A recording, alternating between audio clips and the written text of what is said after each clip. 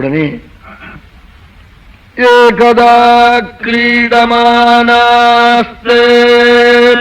ராமாத்ய கோபதாரக கிருஷ்ணோமிருதம் பக்ஷிதவான் இதி மாத்ரேன்யவேதயன்.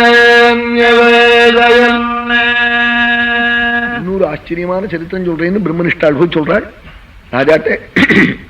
ராஜா கேட்டாள், பிருந்தாவனத்துல மழை பெஞ்சது மோகுன்னு எனக்கு சொல்லணும்னு கேட்டாள். அதுக்காக வருஷ ருத்துவை 21 விஷயம் வருஷ ருத்துவ வர்ணிக்க போறாள். 21 விஷயம். யாராவது கவியா இருந்தா கப்பல் விட முடியாது, மழை பெஞ்சது பிருந்தாவனத்திலே நந்தகோகுலத்திலேன்னு சொல்லிவிடுவாள். தத்துவம் சொல்ல வந்த பிரபு பாதி ஸ்லோகம் வஸ்து ஸ்திதி கதனம், பாதி அதுக்கு திருஷ்டாந்தமா தத்துவம். அப்படி 21 விஷயம்.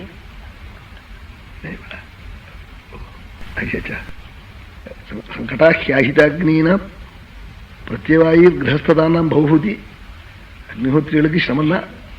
அது அந்த காலத்தில் படுத்துட்டா தான் வடிகாலம் வந்திருக்க முடியும், பிராணாயாமம் பண்ண முடியும்.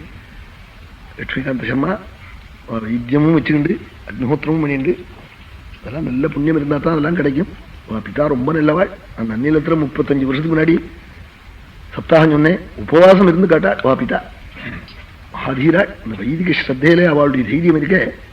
அதனால என்ன லௌகிக்கம் நல்லா நடந்தது. அவள் எந்த குடும்பத்துக்கு போனாலும் அந்த குடும்பம் க்ஷேமமா இருக்கும். சிலவும் தொட்டா அந்த குடும்பம் உருப்படுறதில்லை. அப்படி சில கை அவள் எங்க போனாலும் க்ஷேமமா இருப்பாள். அது காரணம் எல்லாருக்கும் அவள்கிட்ட ஒரு பிரத்தியம் ஆச்சாரம். பிதா அந்த புண்ணியம் தான் இவாளுக்கு இது மாதிரி பிரவൃத்தி வந்தது. எனக்கே ஆச்சரியமா இருக்குன்னு சொல்லுவான். அனுஷ்டானத்திலேயே நிற்கிற தேசம் 10 பேர் அனுஷ்டிச்சுட்டு இருந்தா போறோம். சில மதத்துக்கு பணம் வேணும், சில மதத்துக்கு ஆள் வேணும். நம்ம மதத்துக்கு அனுஷ்டிக்கிறவாள் தான் தேவை.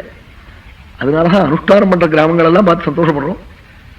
அதுதான் உசத்தி, அதுதான் க்ஷேமத்தை, வாஸ்தவமான க்ஷேமத்தை கொடுக்கும். தண்டவாளத்தில் ரயில் போறா போல அஷ்டநாயா இங்க வந்து கேட்டுட்டு போகணும். அன்னைக்கு தஞ்சாவூருக்கு இத்தனை சிரமப்பட்டு வந்தேலே அந்த கிருத்தஜதா நிவேதனம் பண்றதுக்காகவே வந்தேன் சொன்னாள். அது என்ன சிரமம், என்ன நல்ல காரியம் பண்றேன் சொல்லி சொன்னேன். எல்லா சிஷ்டமா மருந்துகள்லாம் நல்ல ஔஷதங்கள்லாம் பண்ணி வச்சிருக்காள். தஞ்சாவூர்ல இருக்கிறவாளுடைய நிர்பந்தத்தினால அங்கே போய் வச்சிருக்காள். லவனான்னு 3-4 இடத்துல நடக்கிறது. அங்கே போறது சிரமம் தான். அவளுக்கு போயிட்டு போயிட்டு வருது. அப்படி கதாகத்தி உள்ளவாளுக்கு தான் தெரியும். அது சிரமம் தான். அதோட அக்னிஹோத்திரம் அது பெரிய யானையை கட்டி தேனி போடுறா போல அதையும் பண்ணிட்டு இப்படி இருக்காள். அதனால வைத்தியவாளுக்கு வாழ்த்த பிரியம். தீஸ் வைத்தியவாளுக்கு அனுஷ்டானம் தன்னை அவள் என்னால பண்ண முடியலன்னு ஒப்புத்துக்கிறாள். இதே பண்ண முடியாதவன் பண்றவனை கண்டு பரியாசம் பண்ற வழக்கம். ஆமா, பணத்தை அனுப்புறாள். நீங்க ரெண்டு சேர்ந்து 100 ரூபாய் தூக்கி டப்புன்னு கொடுக்குறாள். பணம் கணக்கு காக்கல. அவன் 100 ரூபாய் கொடுத்துட்டு கவலைப்படாம பண்ணுங்க, என்ன வேணுமோ செய்யறேன் சொல்றது குறைச்சலா போடுச்சுன்னா அப்புறம் சிரமம் தானே. இது தர்மம் பண்ணுங்க, பயப்படாதீங்கன்னு 10 பேர் சொல்லிவிட்டா கூட போறோம். ஒரு உற்சாகம் வந்து விடும் பண்றவனுக்கு. அது சுவாமியா பார்த்து வைத்தியவாளை அப்படி வாக்குனால சொல்றது மட்டும் இல்ல, கிரியினால செய்வும் செய்கிறாள். நல்ல குடும்பம். அவ சொன்னதை அவ கிராமத்துல எல்லாரும் கேட்கிறாள். அவ ஊர்ல நல்ல ஒத்துமை. அவ ஊர்ல கோர்ட்டுக்கிட்டு போறதில்லை. திருக்கலாவூர்ல எல்லாம் ஏதாவது விவகாரங்கள் இருந்து சொன்னா சரின்னு விடுறாள். என்ன 10 ரூபா 8 ரூபா அங்கெல்லாம் கூட இருக்கட்டும், குறைச்சிருக்கட்டும், இதெல்லாம் அஜ்ஞானத்தினால வந்தது தானே. இருக்கட்டும், நம்ம குடும்பங்களுக்குள்ள எப்படி இருந்தா என்னன்னா சரின்னு விடுறாள். நிர்பரட்சாம்பிகை பிரார்த்திச்சுக்கிறவர்களுக்கெல்லாம் க்ஷேமம்.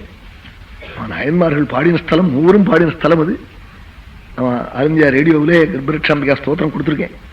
அவன் நிர்பந்தம் பண்ணா ஏதாவது கொடுங்கன்னு, எதை வேணுமோ அதை கொடுங்கன்னு விட்டாளவா. ஏதாவது நீங்க வந்து சொல்லணும்னு. அப்படி அங்கே போய் சில சரித்திரங்கள் நலச்சரித்திரம் கூட கொடுத்துருக்கேன். மகிஷாசுரமர்தினி, மகாலட்சுமி ஸ்தோத்திரம், நிர்பரட்சாம்பிகா ஸ்தோத்திரம், சுவாமிநாத பஞ்சகம், மகாகுரு தசகம், இப்படி பல ஸ்தோத்திரங்கள் கொடுத்துருக்கேன். அவ 1 மணி சொன்னாலும் வரும், நீங்க 10 நிமிஷம் சொன்னாலும் வரும். அவ அப்படி ஒரு சட்டம் எனக்காக வச்சிருக்காளாம் தனியா. அப்படி வேற ஒருத்தருக்கும் அப்படி கிடையாதான்.